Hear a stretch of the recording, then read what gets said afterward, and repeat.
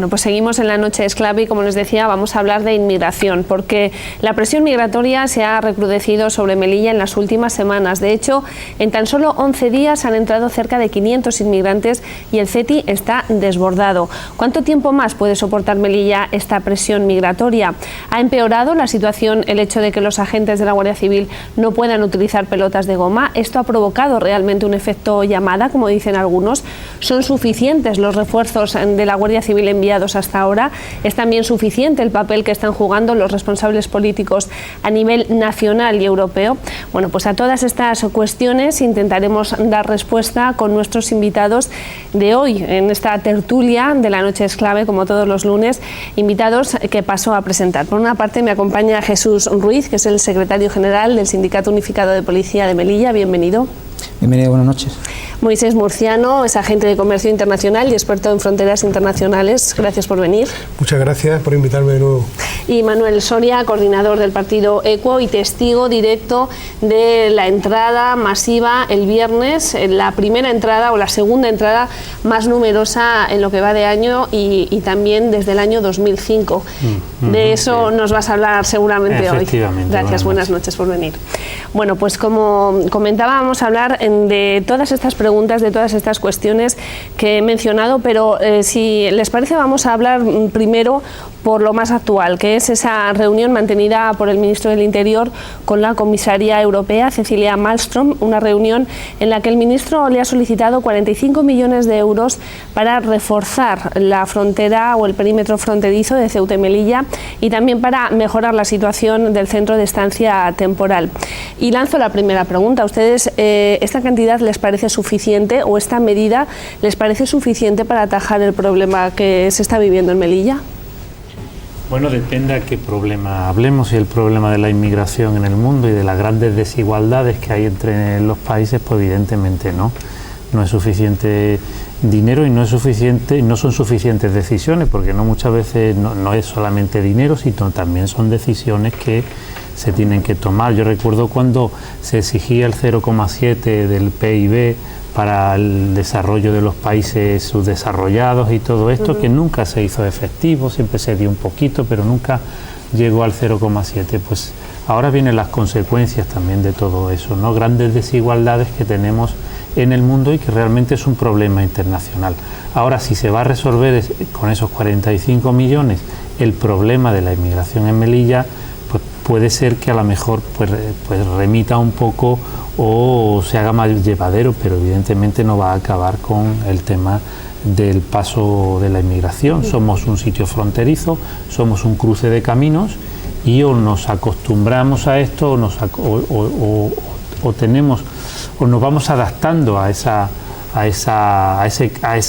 situación que tenemos geográfica en Melilla, o realmente pues lo vamos a pasar mal en cuanto que se va a generar muchas respuestas de xenofobia, de racismo, porque el miedo ante lo desconocido está ahí y además se está explotando mucho ese miedo al extranjero, ¿no? Por parte pues de ciertas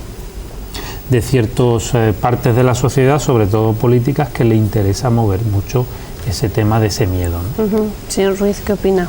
Hombre, yo creo que esta ayuda que está solicitando el ministro de Interior, se ha visto ya porque en estos últimos días, con esa entrada de 500 inmigrantes, algo había que hacer.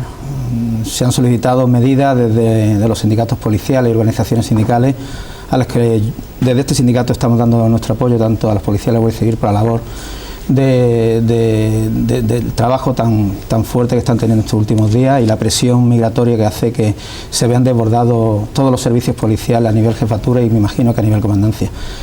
Hay que pedir ayuda y este es un primer paso que parece que ha dado el ministro de Interior. No sé si ese dinero que va a llegar va a solucionar el problema, creo que no lo va a solucionar porque la inmigración cada día es más grande, la riqueza y la pobreza cada día es mayor entre países ricos y países pobres, la inmigración es global, es universal, no se sale de estas fronteras de Melilla. Y lo que sí es verdad que a nivel local hay que tomar medidas porque esta ciudad con 12 kilómetros cuadrados, esa presión migratoria que está sufriendo en estos días no podría soportarla. Se está demostrando que el CETI, la capacidad ya va por el triple de su capacidad. Los servicios que estaba o tenía que dar el CETI ya no los puede dar. El personal que está dentro del CETI yo creo que tienen que estar desbordados, están haciendo lo que pueden, y ahora mismo el CETI está dando alojamiento y comida, pero no está dando servicios. Pero si sigue esta presión migratoria, ya ni eso. Entonces, yo estaba leyendo que el mismo director del CETI está pidiendo ayuda también porque ve que ya la labor que tiene ese centro de estancia temporal, que era un centro de integración para que los inmigrantes subsaharianos, sirios, argelinos, de cualquier país del África subsahariana o del Oriente Medio que están viniendo, pues pudiesen tener una integración mejor cuando saliesen a la península, acogido por otras organizaciones. Y ya digo que esto no sé si paliará, pero sí hay que pedir ayuda, y de momento, bueno, el ministro ha dado este paso, veremos a ver si le hacen caso. Enseguida vamos a profundizar sobre este tema, pero me gustaría también escuchar la opinión del señor Murciano. Sí, buenas noches. 45 millones es suficiente. Yo quisiera abundar en el término 45 millones. 45 millones, ¿para qué? Contra el vicio de pedir está la virtud de no dar. Yo pido a la Unión Europea 45 millones, hace falta que me lo den. Y una vez que yo pido 45 millones, tendrá que estar desglosado. 45 millones, ¿para qué los quiero yo? ¿Para un sistema hiper mega especial que no permita que no se cuele una mosca por la frontera, por la vereda fronteriza? Estupendo. Con 45 millones, yo con 10 millones te monto uno, sin problema ninguno. Y los otros 35 por lo que quiera. ¿De qué estamos hablando? Si es que hay tanto, de verdad es que hay tanto problema aquí. Hablamos de que las fronteras de Melilla, ¿son realmente las fronteras de Melilla con Marruecos fronteras de la Unión Europea? Eso es lo primero que habría que definir. Si lo son, sí, ¿no? Si lo son, ¿por qué el acuerdo Schengen se aplica en Málaga? Hay un acta en la que España se acoge a un acta de acuerdo con el Tratado de Schengen, que es específica para Ceuta y Melilla, en la que sí la reconoce como frontera exterior, pero con una especificidad para poder tener un trato de vecindad con los pueblos de Nador, Marruecos, y Melilla, España, en la que no te exigen unos visados como si pudiera entrar desde otro país fuera del convenio Schengen. Pero sí es verdad que estamos dentro del acuerdo de Schengen, estamos dentro de lo que era la frontera europea. Estamos entonces, dentro. Que venga Cecilia guapa, vente para abajo y soluciónalo. Que eso es responsabilidad tuya. Que en vez de criticar tanto y rajar tanto, sí, y darle a la lengua, que es muy fácil porque no tiene hueso, vente para acá, chata, que es responsabilidad tuya. Tráeme el Frontex para acá. Quiero el CIBE como el CIBE, pero adaptado a un medio terrestre marítimo, no solamente Frontex marítimo. Es una agencia europea que lo que hace es dar material y dar medio humano, pero es que, especializado supuestamente para eso. El gobierno español no se ha dirigido al Frontex para pedir ayuda. Se ha dirigido a lo que es la responsable, máxima que tiene dentro de la Unión Europea. El director adjunto del Frontex, que es español, señor Arias, dijo la semana pasada que no se habían dirigido formalmente a él. Esto salió publicado, ¿verdad? Y bueno, parecía que no tenía conocimiento. Hoy en la entrevista, por lo que se ve, sí han hablado, no con Frontex, pero sí con una responsable que tiene un cargo. Digo yo, ese cargo tendrá que utilizarlo para algo. No solamente para criticar, como tú dices, y es verdad, que solamente sabe criticar. Yo lo que vengo a exponer aquí esta noche muy claramente, en consecuencia de la primera entrevista que tuvimos allá por el mediados del mes de diciembre, es que esto es solucionable, como todo en la vida se soluciona menos la muerte, y la muerte ya hay mucho avance en la ciencia, ¿vale? Entonces esto hay que poner pela, hay que poner dinero. Lógicamente no se soluciona con una concertina, se soluciona con una serie de sistemas de tecnología de guerra electrónica, que aquí traigo algunos ejemplos que te he mandado, y que hace falta primero dinero, y por encima de todo hace falta voluntad política. Es que tiene que ser el gobierno español que decida que quiere hacerlo o no quiere hacerlo, porque yo de verdad, a esta altura, siendo español, de un país europeo democrático occidental, ¿no?, desarrollado, yo no me creo que el Estado español no tenga recursos para solucionar esto. ¿Qué quiere decir? Tonto no es tampoco, pues entonces no quiere solucionarlo. Hablando de voluntad, Moisés, me gustaría tocar precisamente un tema que me comentaste, y es que se han celebrado ferias internacionales de seguridad hace escasos días, coincidiendo con todas las avalanchas, y precisamente se ponía sobre la mesa el tema de seguridad en frontera, y ningún representante del gobierno español ha acudido a estas ferias internacionales. No sé, ¿a vosotros qué os parece? Sí, bueno, lo que pasa es que tampoco se puede. Yo creo que la inmigración no se para en la valla de Melilla. O sea, lo que tenemos que intentar es que no sea el parapeto Melilla de toda la hambre en África. O sea, que es que las soluciones tienen que ir más allá que poner medidas pasivas o activas para que no entren inmigrantes. La valla está hecha y la valla está ahí, y no se salta de cualquier forma. Si ponemos más tipo de esto de guerra electrónica y tal, en que hay 200 que no van a poder entrar 200, y si en vez de 200 son 2.000 o son 20.000, o es 1 millón, O sea, que es que llega un momento en que realmente eso que hablamos de invasión, que esto de invasión no es nada, porque varios miles de subsaharianos no es nada, las grandes migraciones son de millones de personas. Esto no es nada. Son invasiones puntuales para una ciudad con 12 kilómetros cuadrados, ¿no? Sí, estamos hablando que es una invasión a nivel Europa o a nivel España. Melilla como tal, una ciudad tan pequeña. Ellos vienen a Europa. Si nosotros nos encargamos de, cuando se llene el CETI, de mandar los sobrantes del CETI, el sobrante lo he dicho así un poquito, pero el del número, si caben 500 en el CETI, el 501 tiene que ir hacia la península. Eso debe ser así. Ellos vienen a Europa y ellos no vienen a Melilla. Entonces, lo que nosotros tenemos una capacidad de 500 y son 500 los que deberían de haber aquí y ya está, y se ha terminado. Y entonces, en cuanto a eso, pues realmente, ¿y si mañana vienen 1 millón? O sea, que es que realmente podría ser algo dramático, ¿no? Y también lo que pasa es aquí, que en vez de tener una toma de conciencia del problema que tiene África, estamos generando, por un lado, se está generando una xenofobia y un racismo bastante importante, ¿no? Entonces, yo discrepo esas palabras con respecto a la ciudad en sí, a la ciudad de Melilla, o respecto a la xenofobia y racismo a nivel europeo o a nivel español. A nivel europeo, estatal y de Melilla, a los 3 niveles. Yo creo que el nivel que tiene Melilla de xenofobia, yo creo que es de los más bajos que puede haber a nivel europeo, porque aquí hay una convivencia de siempre. De acuerdo. Yo no creo que el problema que haya que enfocarlo para mi entender, y siempre respetando las declaraciones tuyas. El problema de la inmigración, y como policía lo tengo que ver desde el punto de vista de que hay que proteger nuestras fronteras. Y la presión migratoria cada día es más fuerte. Las declaraciones que se han hecho erróneas para nosotros, para los entidades del sindicato, de dar comunicados por parte de gente interesada del Ministerio del Interior, los mismos políticos del Partido Popular, y órdenes de no atacar o de no defender con material antidisturbio, pues eso hace provocar que las mafias pues sepan que aquí se puede entrar sin ningún tipo de reparo, porque la valla es fácil de saltarla, pero aunque la valla estuviese electrificada, también sería fácil de saltarla, la saltarían con daños físicos seguro, que eso no me gustaría que sucediese.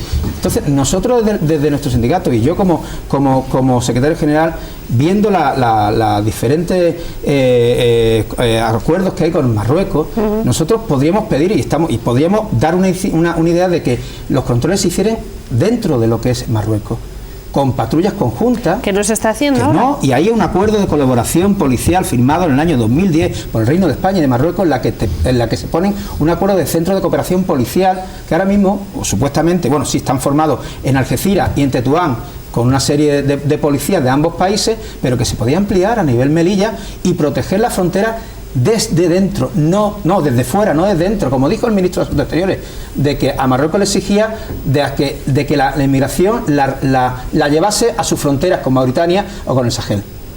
Pues yo no estoy pidiendo tanto, pero sí es verdad que se podía hacer, inclusive los puntos fronterizos, como se ha exigido en otras ocasiones, de que estos alborotadores y que estaban en la zona del puesto fronterizo de Beniansar y se ponían a increparnos, pues se hiciesen patrullas conjuntas para que evitar eso, o pudiésemos entrar en esa zona de nadie para evitar que esto se pudiera. Entonces se podría hacer una zona o una zona internacional de paso tanto de policía marroquí como policía española, y echar o hacer que la presión no llegase hasta la valla, porque una vez en la valla, el policía o la Guardia Civil, y concreto la Guardia Civil, que es la que tiene el control de las fronteras terrestres, de las fronteras terrestres, no de los puestos, las fronteras terrestres, con los medios que tiene ahora mismo no puede evitar avalanchas, ni de 50, ni de 200, ni de 500, ni de 50.000. Y vendrán 50.000 y vendrán 2 millones, es verdad, van a venir, pero algo hay que hacer. Se está pidiendo dinero a la Unión Europea para que intenten arreglar este problema que hay, porque España no tiene dinero. Pero Jesús, es que no escucho, cuando hablamos de todo este tema, y salen ministros y sale la oposición y tal, no escucho ni una sola iniciativa con respecto a actuar dentro de esos países, de Camerún, de Mali, de la gente donde viene. Hay muy pocas iniciativas, o ninguna. Tú mismo has dicho de que había una ayuda al desarrollo que hace unos cuantos años era un 0,7% y ahora me parece que no llega al 0,1, al 0,2, no sé cómo la cosa. No se habla de reactivar esa ayuda, no se habla de ayudar a esos países, no se habla pues de sacar empresas criminales que tenemos todo Occidente en esos países que están contra las mafias, que todo el mundo habla de intentar luchar contra ellas, pero todavía no he visto yo detenciones a nivel Marruecos o a nivel otros países que se dedican a esto, de controlar esas mafias. Y esto, por lo menos desde mi sindicato, los centros de cooperación policial evitarían que esas mafias estuvieran ayudando a esa gente lucrándose. ¿Qué papel tienen las mafias? Yo aquí veo poco papel de las mafias. Las mafias tienen un papel muy importante. En una avalancha no, estamos hablando del desplazamiento de los países de origen. Estamos hablando de países que tienen estados fallidos, que no tienen ninguna ley, que es la ley de la selva en esos países. Estamos hablando de Camerún, de Nigeria, con países fuertes, a lo mejor Nigeria, el país más grande de África, con una administración corrupta, y la mayoría de los países subsaharianos, del Sahel, por debajo del desierto, y no hay acuerdos con ellos porque antes se readmitían, hace unos cuantos años, había países como Nigeria, Camerún o Senegal que readmitían inclusive a no nacionales bajo previo pago, pero eso ya no se está haciendo porque está viendo que también se están maltratando a esas personas. Los derechos humanos en ese momento se están viendo ya que esas personas las dejaban por ahí tiradas o inclusive se las podía matar, porque date cuenta que en el África subsahariana hay etnias diferentes de cada país. Espera, bueno, vamos a escuchar a Moisés, que también quería decir algo. Sobre la alternativa que el señor Soria planteaba, que no se escucha ninguna alternativa para solucionar el problema en los países. Bien, hace 20, 25 años era humanamente decente recibir a refugiados políticos, pobrecito, está masacrado en su país por sus ideas políticas, lo recibimos en España. Estos subsaharianos que vienen a saltar la valla de refugiados políticos no tienen nada, son simplemente refugiados económicos, están en su país, que están muy mal porque viven muy mal, ven la tele, oye, que bien se vive en Europa, pues yo quiero ir, la mayoría no quiere venir ni a España, quiere ir a Noruega, porque por lo visto el sistema Noruega es mucho más permisivo. No, pues, países donde tengan algún familiar, normalmente son de habla anglófona o francófona, y quieren ir países donde tengan una familiaridad con el idioma y con la familia que puedan tener por ahí. Sí. Yo presento la siguiente hipótesis. El problema que tenemos nosotros con los inmigrantes de la África subsahariana es un problema de esos estados fallidos que comentaba Jesús, consecuencia de estos estados fallidos de una mala administración de la metrópoli cuando eran colonias, ¿cierto o no cierto? Sí. ¿Quién eran las metrópolis? ¿España? No, nosotros tenemos un trocito del Sáhara Occidental, nada más, y algo de Guinea Ecuatorial, pero las metrópolis eran Francia, Inglaterra, Alemania, Bélgica, Portugal, pues nada, esto es muy fácil. El problema, ustedes coinciden conmigo que el problema es de ellos y no nuestro, y que habría que repercutirle el problema a ellos y no a nosotros. Pues bueno, muy fácil, señor, el que venga por la no quiero decir nombre, no es que alguien se sienta ofendido, ¿vale? El que venga por la valla, mira, chato, no te molestes en saltar la valla, pasa por el control. Buenos días, aquí te ponemos, no hay ni que pelearse, ni tirar piedra, ni nada, yo pongo una oficinita, ven, buenos días, ¿usted cómo se llama? Yo me llamo Mohamed Boussian. ¿De dónde es usted?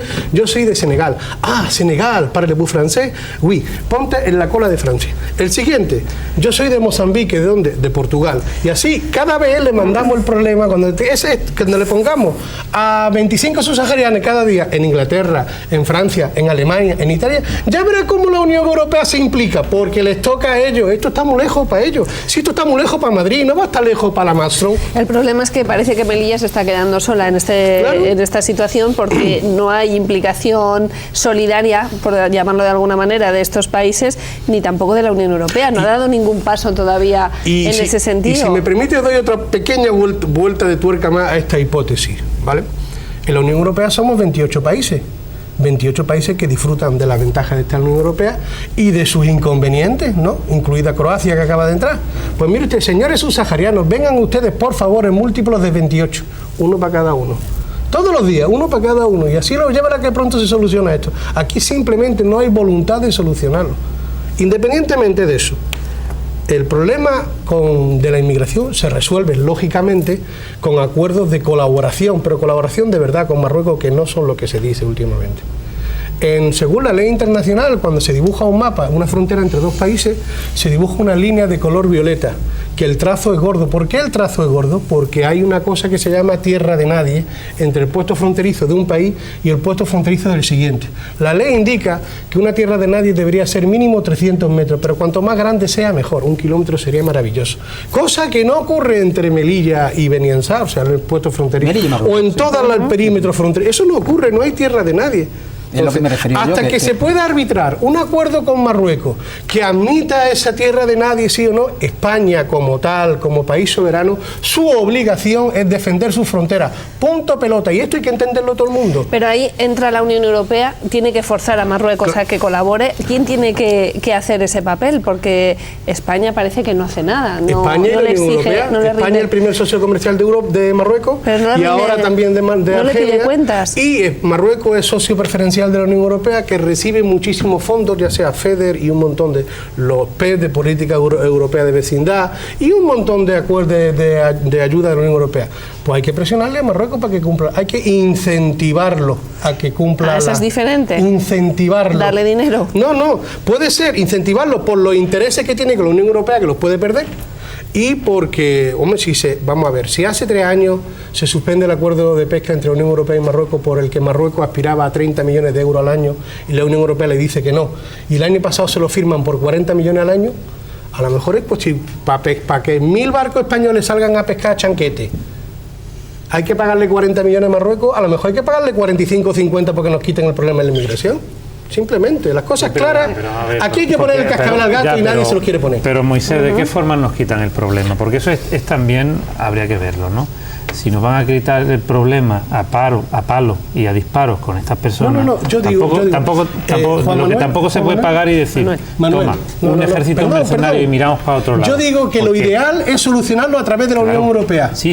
A través de la implicación de toda la Unión Europea en su metrópoli. Eso es lo ideal. Sí, pero que tampoco se puede lanzar esas ideas porque ya... yo pago 45 millones y miro hacia otro lado. Eso sí que no se puede ser. Pero eso lo han estado haciendo todos los gobiernos el ejército, en España. Sí, porque el ejército marroquí es muy criminal. Entonces lo que no podemos también pretender hoy es que nos quiten a disparos el tener un ejército mercenario, al fin y al cabo de mercenarios que disparan a matar. No creo. Yo eso, el punto de vista ese de mercenario no lo apoyo. Yo creo que a sus saharinos hay que defenderlo. Una vez que están en territorio español, hay que darle todos los derechos que tiene como un inmigrante. Sí, yo hablo en la parte marroquí. Pero en la parte marroquí sí es verdad, Soria, que nosotros, si estamos dentro de un cerco que es de un vallado metálico, es como un castillo, tú tienes que defenderlo. Lo que pasa es que nosotros solamente defenderlo sin intentar a salir un poquito más para que no te lleguen hasta lo que es tu perímetro, que eso es lo que se podía hacer, pero siempre respetando a los derechos humanos de las personas. No estamos hablando de que se pueda, pero sí es verdad que el conjugar los derechos humanos con el defender una frontera es muy difícil, es dificilísimo, lo estamos viendo. Entonces algo hay que hacer. Lo que no se puede es mirar para otro lado, ni por 45 millones de euros, ni si si tienes esos 45 millones de euros, si no tienes 45, pues dejarte que te invadan, hablando con invasión como un salto continuo que está pasando por esta ciudad y por esta frontera. Y Marruecos hasta ese punto o está desbordada o no quiere actuar. Marruecos es que es el gendarme, tiene que hacer de gendarme y tiene que hacer Europa, también de... Claro.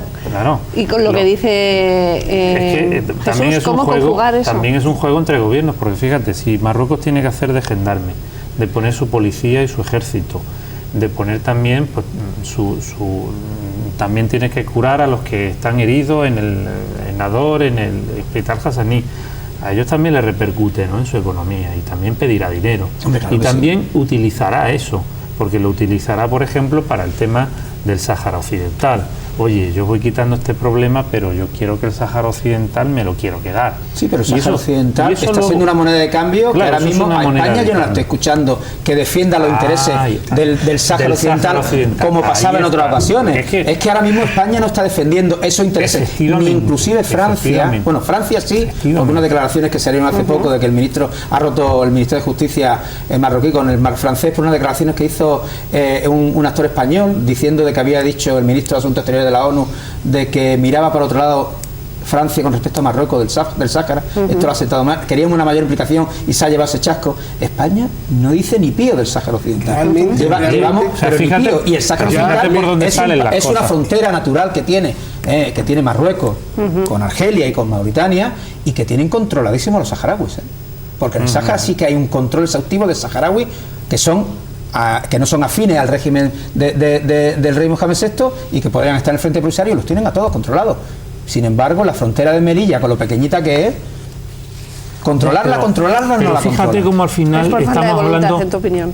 Falta de voluntad. Yo creo que sí. Claro, pero fíjate cómo es económica, es política, pero hay una falta de voluntad. De cosas muy internacionales. Totalmente, esto se sobresale de nuestro ámbito pequeñito. Y sin embargo, en nuestro ámbito pequeñito tenemos crisis social por el tema, ¿no? Cuando de verdad el tema lo deberíamos de mandar a otro sitio, ¿no? Y yo porque aquí, bueno, pues se escucha. Bueno, el tema este de España, África, o sea, el Sáhara Occidental, África, España tiene que entonar mea culpa, que es su responsabilidad como en metrópoli solucionar el tema del Sáhara Occidental y los saharauis, que se ha quitado del medio. Sí, lo deja Sí, totalmente sí, tirado. Se ha quitado totalmente del medio. No este gobierno, el anterior y el anterior y el anterior. No es solamente este ¿Pero por gobierno, qué? todo Porque aquí ha venido el americano y ha pitado. Y el americano ha pitado y si se pita en esta dirección, todo el mundo ha cambiado de pelota. Pero vamos a volver al tema de Melilla y de la inmigración en Melilla, y esperemos que tampoco dé de lado España, la península en general, a Melilla, porque es lo que decía al principio, parece que esta ciudad tiene que solucionarlo todo. Los guardias civiles tienen que solucionar la custodia y vigilancia en la frontera. De momento solo han mandado 40 guardias civiles más. Eso no ayuda tampoco. ayuda lo nada. que hace sí, es proteger con hombres, pero no va a ayudar a que sigan habiendo avalanchas. Eso lo tenemos claro, porque ahora mismo no hay órdenes de poder repeler esas entradas ilegales, porque son entradas en territorio nacional ilegal. La ley de extranjería no está pensada para poder repeler las avalanchas por el perímetro fronterizo, está pensada para los puestos fronterizos, ¿sí? Los puestos fronterizos de Beniansar, de Marchino, de Farjana, y para los puertos y aeropuertos, pero no para un perímetro fronterizo. Por eso el tema de esta controversia que hay con respecto a de cómo se tiene que actuar, se lleva un año por parte de algunas asociaciones de la Guardia Civil, como UGC, y nosotros apoyándola, de que tenían a esos guardias civiles que no sabían si estaban actuando bien o mal, y entonces querían un protocolo, por lo menos para saber qué hacer cuando se les tiraba encima 500 o 1000 personas, porque eso tiene que ser. Yo he estado en avalancha en el año 2005, y en verdad, yo cuando estuve era una batalla campal, Era una batalla campal, porque era ver cómo tú intentabas, con los medios que tenías en ese momento, y nadie te decía lo contrario, que podías utilizar tu material antidisturbios, pues poder repeler, siempre intentando evitar el daño posible. Nunca estamos hablando de que quieres hacer daño a nadie. Yo creo que ninguna persona quiera dispararle a una persona, a un subsahariano, si está en el agua, quiere intentar que no entre, intentando hacer ruido, intentando a lo mejor apuntar a zonas no vitales, zonas donde no esté él, pero siempre pasa esto, que cuando vienen esas masificaciones es tan difícil poder hacerlo, y bueno, el tema es cómo conjuga derechos humanos, que no le pase nada a los subsaharianos, y cómo conjuga el defender tus fronteras, ¿cómo lo hace? Y esa es la controversia que tienen los funcionarios de la Guardia Civil, y nosotros en todo caso que estamos apoyándole también, y estamos reforzando también la frontera, porque estas avalanchas que se están sucediendo, y estos intentos también, porque todos los días hay intentos, no hay solamente avalanchas, hay intentos de acercamiento de 1000, 2000, miran, observan y se echan para atrás, porque a lo mejor la policía marroquí los espanta o no los espanta. Yo creo que son vueltas que se dan para ver acceso. Nosotros estamos apoyando a la Guardia Civil en este tema. Es decir, Melilla ahora mismo, las fuerzas y cuerpos de seguridad del Estado están implicándose en la defensa de la frontera, y se está detrayendo personal para defender la frontera, y ahora mismo todas las unidades que están en jefatura están supeditadas al tema fronterizo, solamente, exclusivamente, con refuerzo de UIP, de brigadas de extranjería, policía científica, reforzándose para eso, para esta desmesura que nos está llevando puntualmente, pero que ya no está puntualmente, es habitualmente. Que parece que no, Yo quisiera no va a poner fin. No sé, no se sabe. Por lo Esto menos no a tiene corto plazo. remedio. Nos quedan 50, bueno, si vamos restando de los 50.000 o 40.000 que decían hace una semana algún ministro de Interior o algún ministro marroquí de Interior o de Justicia, pues vamos restando, ahora quedan 500 menos.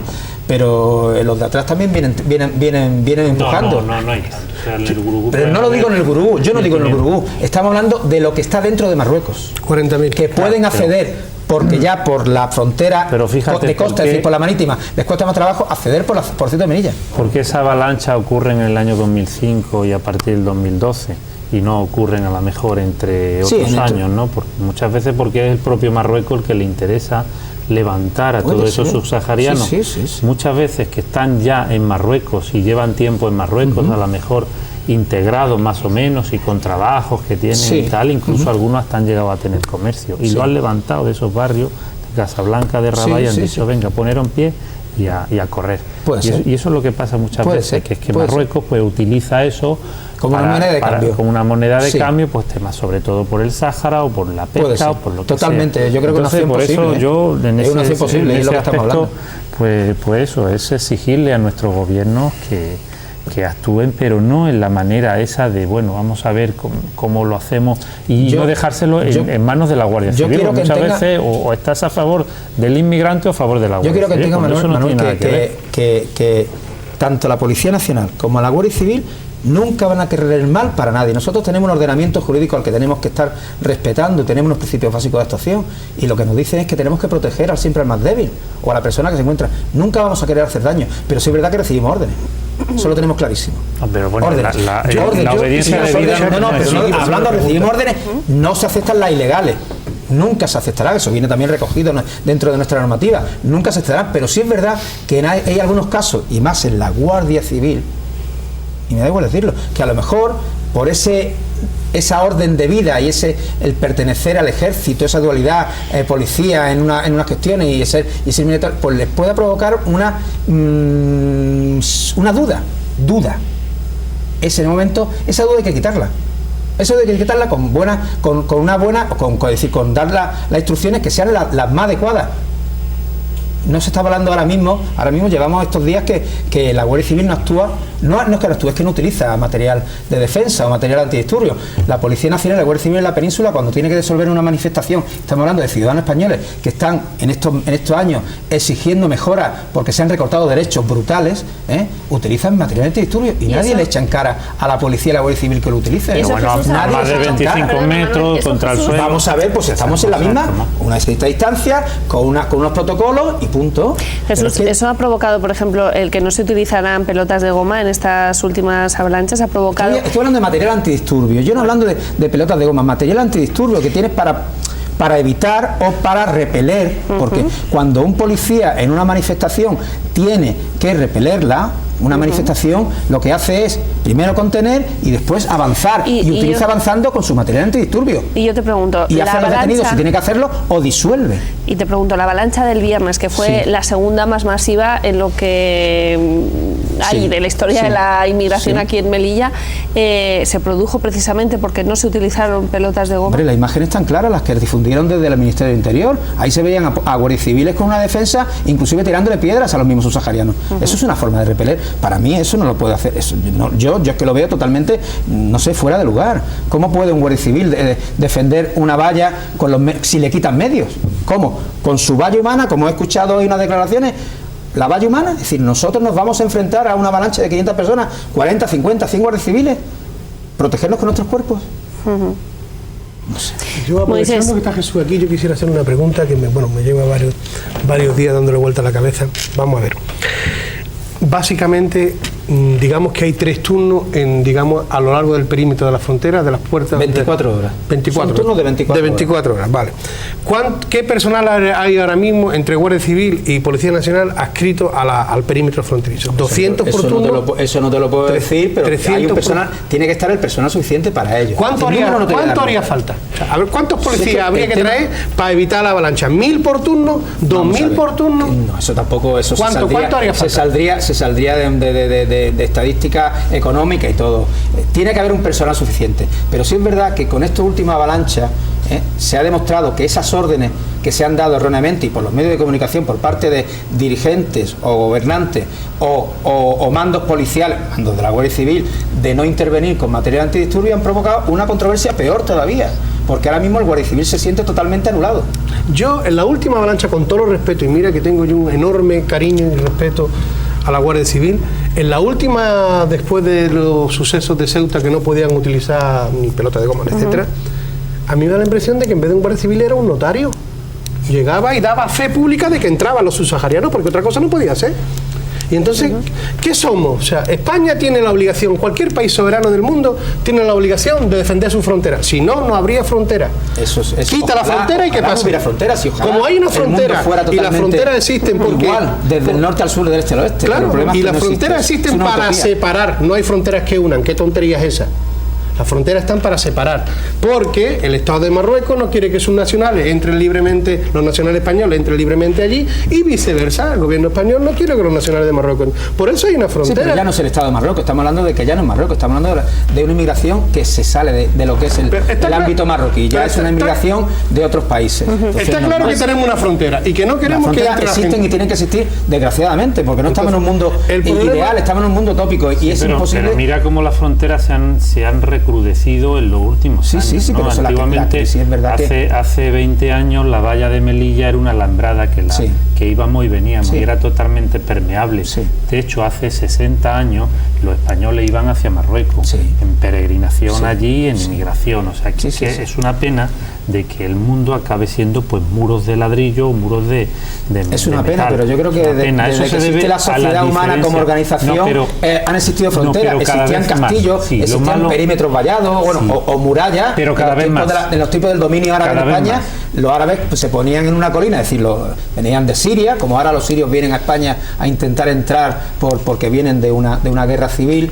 Y los sirios venían y se instalaban, se hacían un castillo en una colina alta y se hacían su muro y se protegían de las posibles avanzadas de los castellanos o de otros piratas o de otras personas. Sí, pero hemos progresado, por Dios, que progresemos, pero por Dios. El tema es que no se progresa. No vayamos hacia atrás. No, pero estamos viendo hacia atrás en eso, entre las diferencias de clase, cada día más mayores que hay, que es una pena y que yo no comparto que haya. Ojalá todo el mundo pudiese vivir bien, pero vivir en un mundo que existe tal como es, y lo que uno quiere para lo mejor para sí y para la sociedad en la que vive es que no nos vayan a invadir, pero la palabra invasión puntualmente por la avalancha, sino que haya unos controles.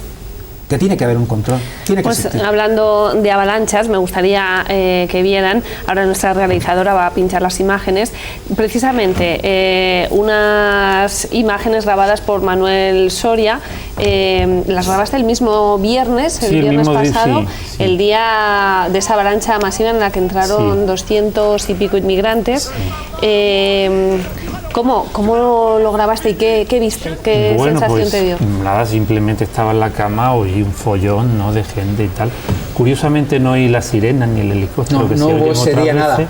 No hubo ningún tipo de luces. Bueno, hubo coche de la policía, la Guardia Civil que fueron con luces, pero no con sirenas. Yo no vi absolutamente nada. No hubo ruido, ¿verdad? Fue muy eso de que no se escuchara ruido de vehículos policiales. Yo solo oía a ellos, ¿no? Y entonces bajé, mira que se me ve ahí, además en el espejo retrovisor. Sí. A ver si puede pincharlas ahora. Y yo bajé, cogí desde mi casa algo, ¿no? Vi que eran muchísimos y digo, yo esto no me lo pierdo. Y bajé abajo con la cámara a buscarlos, ¿no? Que cuando me lo encontré iban por la carretera Farjana, que me lo encontré de frente, casi lo atropello. Y bueno, ya me rodearon y quería ir a España. ¿Un coche patrulla? Nadie, iban solos, ¿no?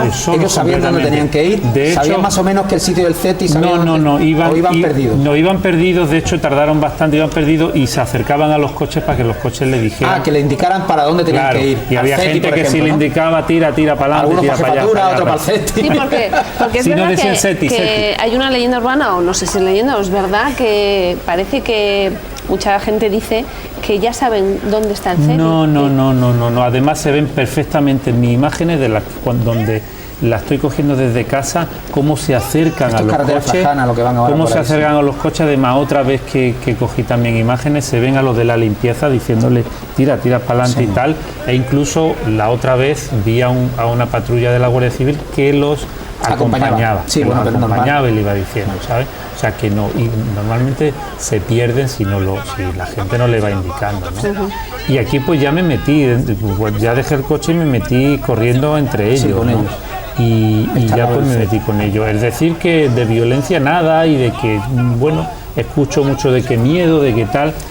Estaba entre ellos, sí que están muy eufóricos y porque están súper contentos, van diciendo una palabra Bosa, que no Barça. Sí, porque parece que sale Barça en la imagen a lo mejor. No, pero Bosa es un dialecto suyo, ¿no? Es una forma de hablar. Sí, por lo visto una palabra que tienen entre ellos. como de júbilo, como lo he conseguido, algo así, ¿no? y realmente lo que hacían fueron muchas tonterías, muchos gritos, claro, se abrazaban, estaban en España ya. Totalmente eufóricos, de violentos con la gente, absolutamente nada. Bueno, pues otra persona que también ha sido testigo de esa avalancha del viernes y también de la situación de los inmigrantes en el Monte Gurugú es una periodista que vino expresamente a Melilla, una periodista del diario El Periódico, se llama Maika Navarro y está al otro lado del hilo telefónico. Hola Maika, buenas noches. Buenas noches. Bueno, precisamente además publicaste ese mismo viernes la historia de Mirel, que ha sido la primera mujer que ha logrado saltar la valla de Melilla y además es menor. Una historia sin duda que ya conocías desde hace tiempo, ¿no? Bueno, todos habíamos ido a hablar de Mirel, pero la verdad es que yo creo que salvo el jesuita Esteban que trabaja en Nador y sus trabajadoras, la monja Francisca y la gente que trabaja con ella y quizá Jesús Blasco de Avellaneda, el periodista que trabaja allí en Melilla, el resto no la habíamos visto. Nunca se había publicado una foto de ella. De hecho, sabíamos que vivían 2 mujeres en el Gurugú, pero verlas, algún compañero, bueno, Alberto Rojas del Mundo escribió también de ella, pero no la vio. Y entonces, bueno, pues con mi compañero José Luis Roca del Periódico subimos al Monte Gurugú el viernes y nos costó mucho porque los camerunenses la tenían muy protegida y al final la vimos. Primero la escuchamos porque había una especie como de mini partidillo de fútbol y escuchamos unas risas que eran de mujer y finalmente pues nada, la vimos. Y estuvimos con ella. Su edad es un misterio. Ella dice que tiene 16, 17, pero es verdad que cuando logró saltar la valla y el CETI, cuando le dijeron que al ser menor la trasladaban a la Purísima, rompió a llorar y entonces dijo que tenía 25. Yo creo que para no separarse de sus colegas con los que había estado en el Gurugú en estos últimos meses, yo creo que debe tener 16, 17 años, pero vaya, es una niña. Y Maika, y también llama la atención que a esta niña precisamente de la que ya se conocía su caso, por lo menos entre personas como el padre de Esteban, que está trabajando en Nador con los inmigrantes, bueno, pues ya le habían casi facilitado el visado para poder trasladarse a la península y a pesar de eso quiso volver a saltar la valla porque este era su cuarto intento. Eso es un ejemplo de esa necesidad que tienen los inmigrantes que están en el Gurugú de pasar a Melilla, ¿no? Yo creo que, mira, el mismo viernes, ella a las 9 de la mañana, Mireille bajó del Gurugú y tienen un sitio, una especie de tiendecita en las últimas calles de Farjana, una tiendecita donde se cita, donde la gente que trabajó en el padre Esteban se cita con algunos subsaharianos. De hecho, el padre Esteban y sus trabajadores reparten teléfonos móviles y les cargan los saldos para tener una manera de contactar con ellos. Y a Mireille la hicieron bajar a las 9 de la mañana, ella bajó puntual y le contó Francisca, se citó con la monja y la monja le contó las últimas novedades y es que desde el Ministerio del Interior, concretamente el secretario de Estado de Interior, Francisco Martínez, y la vicepresidenta del Gobierno, Soraya Sáez de Santa María, se habían interesado personalmente por la historia de esa niña y habían pedido a la Comisaría General de Extranjería de la Policía que iniciara los trámites para localizarla y ver de qué manera se podía gestionar su traslado a la península. Francisca le contó eso a Mireille y le suplicó y le pidió por favor que no volviera a saltar, que en el último intento se había caído, la policía, las autoridades, las fuerzas auxiliares marroquí le habían agredido en una pierna y medio cojeaba. Yo no creo que fuera una rotura, pero medio cojeaba. Y Mireille asentía, decía todo que sí, todo que sí, pero Mireille es testadura como una mula, es tenaz y sobre todo, y lo más importante, es que no se cree ya a nadie. Y es que es normal. Y yo cuando estuve con ella toda la tarde yo le decía, Mireille, la monja te ha dicho que te van a llevar. Yo te doy mi palabra de que quieren sacarte de aquí, no saltes. Yo no sabía que ella iba a saltar unas horas después. Pero ella me decía que ella estaba con su gente y si su gente saltaba ella lo intentaría. Y nada, estuvimos allí en el monte, tenía pocas ganas de hablar, que Mireille es poco habladora pero tenía partido de fútbol, y los que han estado en el Gurugú sabrán que al final de todo monte arriba hay una explanada gigante que se utiliza como campo de fútbol, y esa tarde de viernes jugaba la selección del Camerún contra la selección de Mali. Un espectáculo increíble. Igual había como 1000 hombres dibujando el perímetro del campo de fútbol allá en lo alto, con unas vistas de Melilla impagables, y Mireille era titular del equipo de Camerún. Bueno, ganó Camerún 2-0, y después ella y otros 150 saltaron la valla. Bueno, en medio de todo ese drama también estás aportando quizá una nota de color con esa distracción que pueden tener, como es el partido de fútbol, los partidos de fútbol que puedan desarrollar ahí en el Monte Gurugú, Maika. Pero me gustaría conocer también tu opinión como periodista que has venido de fuera. ¿Cuál es tu percepción sobre este problema de la inmigración en Melilla? ¿Crees que no hay suficiente implicación por parte de los responsables políticos o de la Unión Europea? A ver, yo he venido varias veces a Melilla y varias veces al Gurugú. Yo creo que es un problema. Es verdad que esta mañana el ministro del Interior estaba en Bruselas y ha arrancado unos cuantos millones de euros más para reforzar la valla y ese mensaje de que el problema está en los países de origen. Yo, por lo que he conocido en el Monte Gurugú y en los otros campamentos en los alrededores de Nador, allí habitan básicamente hombres y alguna mujer, que ya podemos meter muros de 10 y 20 metros, que ellos van a seguir intentándolo. Por mucho que ahora se invierta en los países donde salen todos estos hombres y mujeres huyendo de la pobreza, de la miseria y buscando una oportunidad y una nueva vida, eso no será inmediato, por tanto ese problema no se va a frenar. Yo no sé cuál es la solución, no lo sé. Yo solo sé que las vallas, las concertinas y un guardia civil cada 5 centímetros de valla o un mujahidí en el otro lado no les va a frenar. Si no saltan la valla, harán túneles debajo de la tierra, y si no, seguirán tirándose al mar. Es muy complicado. A mí lo que siempre me fascina y me gusta y me reconcilia mucho con el ser humano es la actitud del pueblo de Melilla. Yo creo que la gente de Melilla vive vive la inmigración como parte de su paisaje natural, como parte de su día a día, y a mí me enternece y me satisface mucho ver cómo los melillenses, cuando el fin de semana igual cruzan a Marruecos a comprar a Farjana o a Benianzar, ve a los subsaharianos y les da de comer. O durante mucho tiempo, desde que lo prohibiera la policía marroquí, subían al monte a dejarles comida, o cuando se ha producido un salto les guían hacia el CET. Es verdad que el CETI está petado, no os tengo que contar a vosotros cuáles son los niveles, pero yo creo que Melilla en este momento no sufre ninguna situación de alarma como en algunas ocasiones determinada prensa está trasladando a la península. Melilla tiene ahora mismo un CETI con 1.300 personas, pero que están allí y que no generan ningún tipo de, por lo que yo he visto, de conflictividad ni para nada en el resto de la ciudad. Pues Maika, muchísimas gracias por tu testimonio y enhorabuena por ese trabajo que has estado realizando estos últimos días aquí en Melilla. Gracias. Bueno, muchísimas gracias a vosotros. Buenas noches. Buenas noches.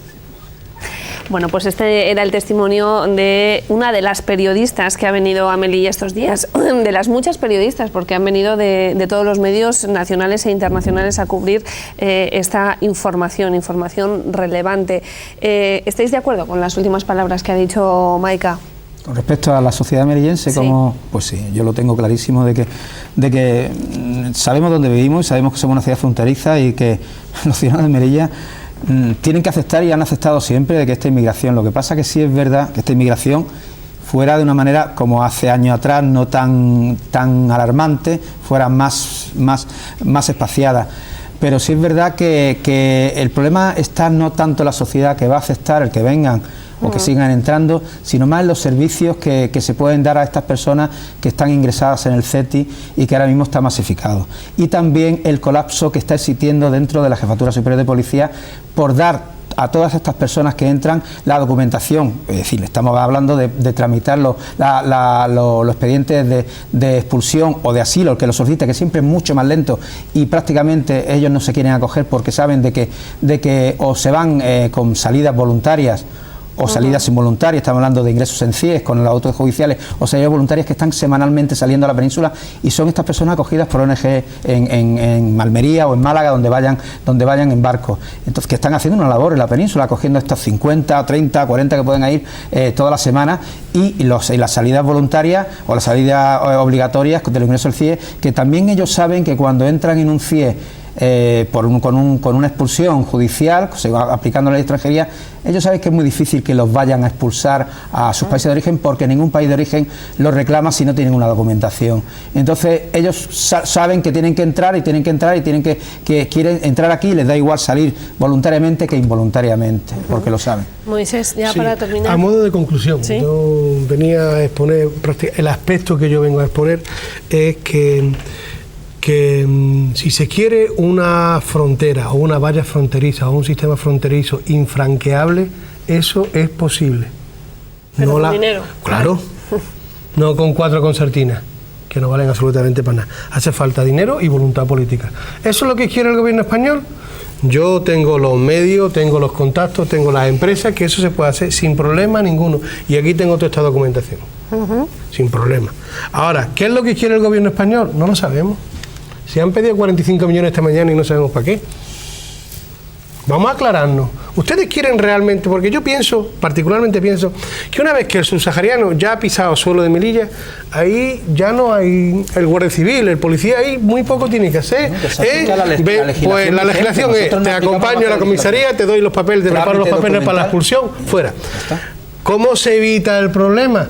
Evitando que primero que se acerque a la valla y segundo que la salte. Entonces, la valla tiene que ser, o el sistema de vallado, o lo que se ponga, tiene que ser de tal magnitud, de tal entidad, que el subsahariano que conforme se vaya acercando a la valla diga, esto no hay quien lo salte. No es como vimos el otro día, estaban paseando por lo largo de la valla y dice, Charlie, ¿te parece que saltemos por aquí? Pues bueno, por aquí mismo. Entonces, eso lo propongo yo. De hecho, yo dirigí una carta al delegado del gobierno el 17 de julio del año pasado y no se me ha hecho ni caso, ni tan siquiera me han dicho que no, que es lícito que digan que no. Si me hubieran dicho que sí y yo me hubiera traído al experto israelí o sueco o danés o finlandés en sistemas de seguridad y hubiera hecho un diagnóstico de las necesidades, amenazas que tiene la frontera de Melilla, hoy no estaríamos hablando de casi 100 inmigrantes diarios. Eso te lo garantizo, garantizado. Y si estamos hablando de dinero, si el ministro ha pedido esta mañana 45, yo con 10 me conformo. Con 10 aquí no se cuela ni una mosca, pero garantizado. Y aquí tiene toda esta documentación. Bueno, pues aviso a navegantes para el que nos esté oyendo. Manuel.